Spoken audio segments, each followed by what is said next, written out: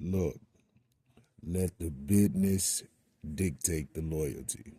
Bottom line. What's happening is Rico.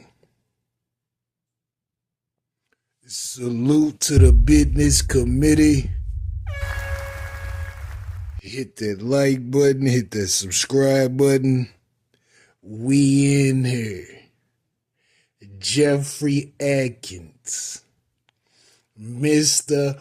Murder. AKA Ja Rule. Damn. Ja Rule was recently on the Bag Fuel podcast. Shout out to those gentlemen. And they talk about beef. You know, if Ja Rule's around, the word beef will be thrown into the conversation. So they're discussing beef. Ja Rule say he's not a fan of the beef. He don't fuck with the beef. Beef can mess up things behind the scenes in hip hop. It's not his thing. Well, we have to pose this question, and shout out to Ja Rule, man, because Ja Rule had some hits back in the G. But we had to pose this question. Would Ja Rule feel this way if he was on the victorious end of the beef that he had engaged in with 50? You see what I'm saying?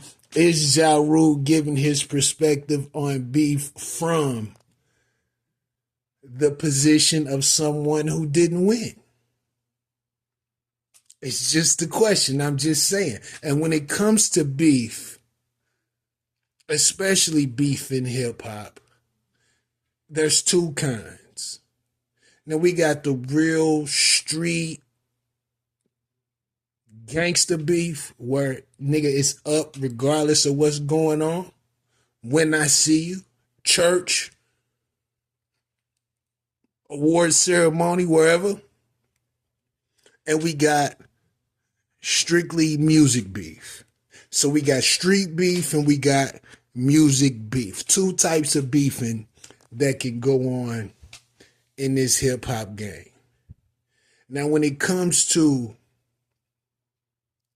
street beef, Ja Rule could have a point. Because when it comes to that type of beef, and you're dealing with potentially two gentlemen who don't give a shit about the surroundings, when I see you is when I see you, that could get a little messy. That could possibly hinder some bookings. That could make people uncomfortable and uneasy to a degree. I say that to say this. If niggas claim they all about the money,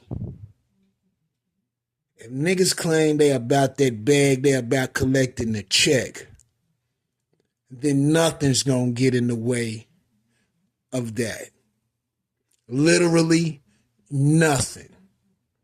Because they paying you G's on the high end to do what you do, to perform, to let the people experience your craft and all that comes along with it. So if you're about that money, nothing's going to interfere with how you get that money and getting to that money. Now, what has happened with beef prior is that if nigga had beef with you, they took it personal. You see what I'm saying?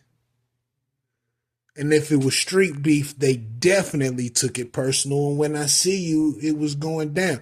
Think about all the times TS niggas got into shit. Diplomat niggas got into shit. G Unit niggas got into shit. When it was going down, it was going down. So that can mess up the money. Now, how effective it is how these gentlemen or ladies, but gentlemen specifically, is how they manage their emotions. I have to say it. Emotions, because it went from words, songs, to it being physical. And when it's in the street, you know, it could have a deeper meaning. It could be a whole other circumstances of things going on behind the music. So it's a little different with street beef, and it makes total sense to the point where Ja Rule says it could mess up, quote unquote, the business of hip hop. That's a fact. But understand that's street beef, which means that beef may have existed before each person became an artist, whatever the circumstances may be. Street beef. It's a little different. Now, if you become a rapper and then you have street beef with someone after you become a rapper, we're liable to call you a clout chaser. You're just getting in the beef to raise your profile, to get some clout. Nobody fucking with that. The second type of beef is music beef. Now, this is more of your Drake and Kendrick beef. You see what I'm saying? Strictly music. Now, whether those gentlemen hated each other before the beef, only they know. But it was never a situation on the street that provoked the musical beef that those gentlemen had. Strictly based on bars and songs. Now, one could say Drake took it a little personal, going to the extent to sue UMG and all of that. But the bottom line is that was musical beef. No different from Drake and Meek Mill. No one ever thought it was going down when those two came across each other. Same as Kendrick and Drake. Nobody thought if they seen each other it would go down. As everyone knows, it's typically the crews that start the physical altercation, and then things escalate to a different level outside of music. But that was a strictly musical beef that shouldn't hinder anything at all. And the street beef shouldn't hinder anything for the most part. The only reason that it does is because the crews are unable to be contained. Hence, they're going to go after the big fish if that gentleman was a part of your crew. But I personally believe if you establish the boundary, listen, we going to collect this money. We ain't giving a fuck about this other crew. We getting the check. We getting out of there. It is what it is. But both parties have to be in that same headspace, or it could still go down. But that's why the street beef is a little different, because there's outside factors a lot of times that interfere with the business potentially. But some of those outside factors can be minimized. That's why I suggest that if you are about that bag, nothing's going to get in the way of that bag. But does Ja Rule have a point? Does the beef essentially mess with the culture and the business of hip hop?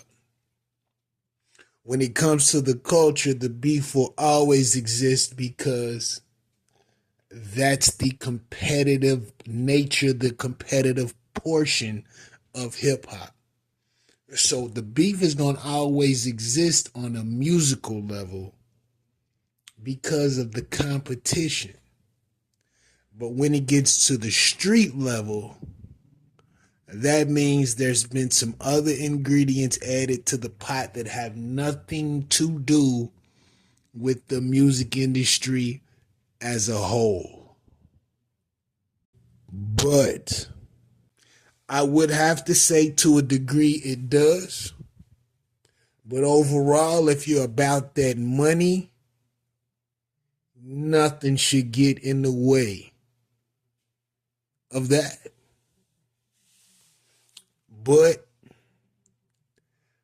I could be wrong. I could be wrong. Let me know what you think about this in the comments.